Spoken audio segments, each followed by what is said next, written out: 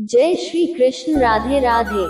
दोस्तों, आज हम लोग जानेंगे भगवान श्री कृष्ण जी के जन्म की कहानी, उनकी बाल लीला और रास लीला के बारे में। भगवान श्री कृष्ण को भगवान विष्णु का अवतार कहा जाता है। तो आइए जानते हैं उनके जीवन की विभिन्न प्रकार की लीलाओं को। दोस्तों, श्री कृष्ण जन्माष्टमी हिंदू धर्म का एक महत्वपूर्ण त्योहार है जो भगवान श्री कृष्ण के जन्मोत्सव के रूप में मनाया जाता है। ये त्योहार भाद्रपद माह की अष्टमी तिथि को मनाया जाता है, जिसे जन्माष्टमी भी कहा जाता है। भगवान श्री कृष्ण को विष्णु के 8वें अवतार के रूप में पूजा जाता है और उन्हें प्रेम, करुणा और धर्म के रक्षक के रूप में जाना जाता है। श्री कृष्ण ने अपने जीवन में विभिन्न लीलाओं के माध्यम से धर्म और सत्य की स्थापना की और उनका जीवन भारतीय संस्कृति और धर्म में अत्यधिक महत्व रखता है। भगवान श्री कृष्ण का जन्म मथुरा नगरी में हुआ था, जो उस समय के राजा कंस के शासन में थी। कंस बहुत ही अत्याचारी राजा था और उसने अपने ही पिता उग्रसेन को जेल में डाल दिया था और स्वयं मथुरा का राजा बन बैठा था। कंस की बहन देवकी और उनके पति वसुदेव थे। जब देवकी का विवाह हुआ तो कंस ने स्वयं अपने रथ से देवकी और वसुदेव को उनके ससुराल पहुंचाने का निश्चय किया। रास्ते में आकाशवाणी हुई कि देवकी का 8वां पुत्र ही कंस का संहार करेगा। इस भविष्यवाणी से कंस भयभीत हो गया और उसने अपनी बहन देवकी और वसुदेव को कारागार में डाल दिया। कंस ने ये निश्चय किया कि वह देवकी के सभी बच्चों को मार डालेगा ताकि भविष्यवाणी पूरी न हो सके। कंस ने देवकी के 7 संतानों को मार दिया, लेकिन जब श्री कृष्ण का जन्म हुआ तो देवकी और वसुदेव ने उन्हें सुरक्षित स्थान पर पहुंचाने का संकल्प लिया।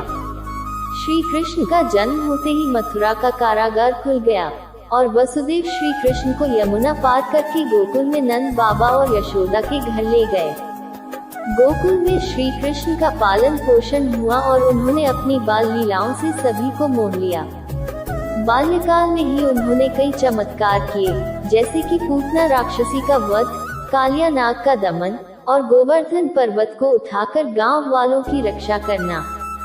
गोकुल में श्री कृष्ण ने अपने सखाओं और ग्वाल वालों के साथ अनेक लीलाएं की, जिनमें माखन चोरी, रास लीला और गोपियों के साथ खेलना प्रमुख हैं।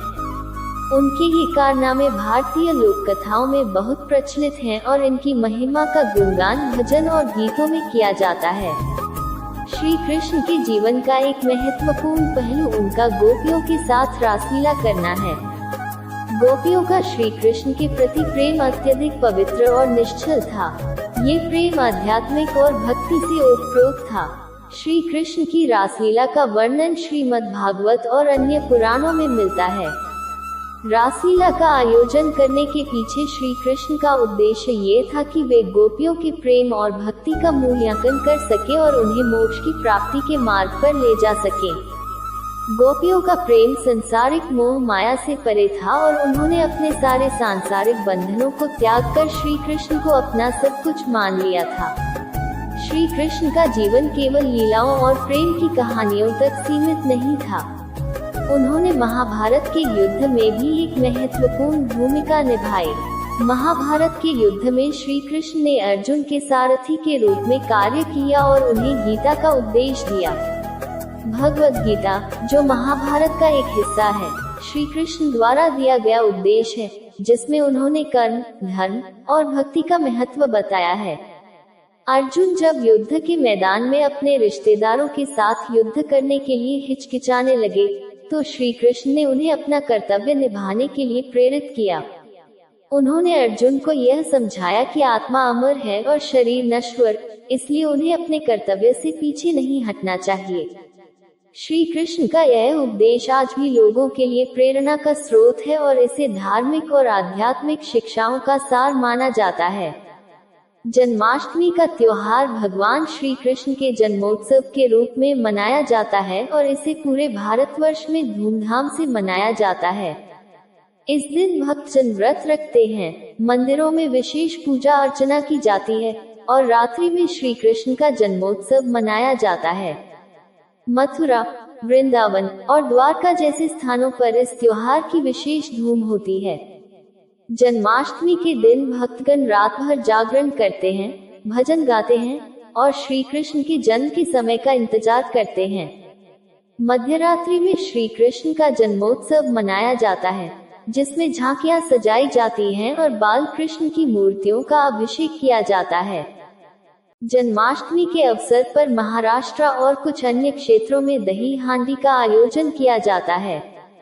दही हांडी का आयोजन श्री कृष्ण की माखन चोरी की लीला का प्रतीक है। इस आयोजन में एक ऊंची जगह पर मटकी में दही, माखन और अन्य वस्तुएं रखी जाती हैं और युवाओं की टोली उस मटकी को फोड़ने के लिए पिरामिड बनाती है।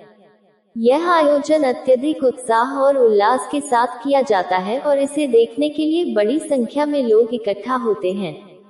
श्री कृष्ण जन्माष्टमी का आधुनिक संदर्भास के समय में भी श्री कृष्ण की शिक्षाएं अत्यंत प्रासंगिक हैं।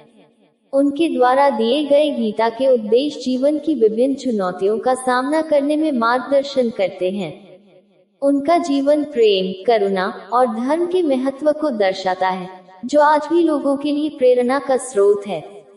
श्री कृष्ण ने ये सिखाया कि जीवन में संतुलन कैसे बनाए रखा जा सकता है और धर्म का पालन करते हुए कैसे जीवन के कर्तव्यों का निर्वहन किया जा सकता है।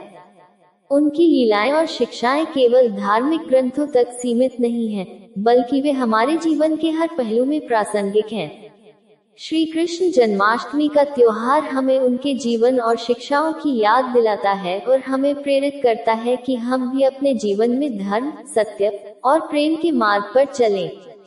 ये त्योहार न केवल धार्मिक उत्सव है, बल्कि यह हमारे जीवन में आध्यात्मिक जागरूकता और नैतिक मूल्यों को स्थापित करने का एक अवसर भी है। निष्कर्ष, श्री कृष्ण जन्माष्टमी का त्योहार भगवान श्री कृष्ण के जीवन और उनकी शिक्षाओं की महिमा को याद करने का एक महत्वपूर्ण अवसर है। ये त्योहार हमें धर्म, प्रेम और सत्य के मार्ग पर चलने की प्रेरणा देता है। श्री कृष्ण का जीवन और उनके द्वारा दिए गए उपदेश आज भी लोगों के लिए मार्गदर्शक हैं और हमें ये सिखाते हैं कि जीवन में सच्चाई, धर्म और प्रेम के मार्ग पर चलकर कैसे सफलता प्राप्त की जा सकती है। श्री कृष्ण जन्माष्टमी का उत्सव हमें ये याद दिलाता है कि भगवान श्री कृष्ण के आदर्शों और शिक्षाओं को अपने जीवन में उतारकर हम भी एक सफल और संतुलित जीवन जी सकते हैं। इस त्योहार के माध्यम से हम भगवान श्री कृष्ण के प्रति अपनी भक्ति और समर्पण को प्रकट करते हैं और उनके जीवन से प्रेरणा लेकर अपने जीवन को सुधारने का प्रयास करते हैं। दोस्तों, इस वीडियो में इतना ही। फिर मिलेंगे अगले वीडियो में। तब तक आप स्वस्थ एवं मस्त रहिए और हाँ, मेरे चैनल पारुल धर्म स्टोरी को सब्सक्राइब जरूर कर लें, जिससे आपको ऐसी ही ज्ञानवर्धक जानकारी मिलती रहे। धन्यवाद। जय श्री कृष्ण। राधे राधे।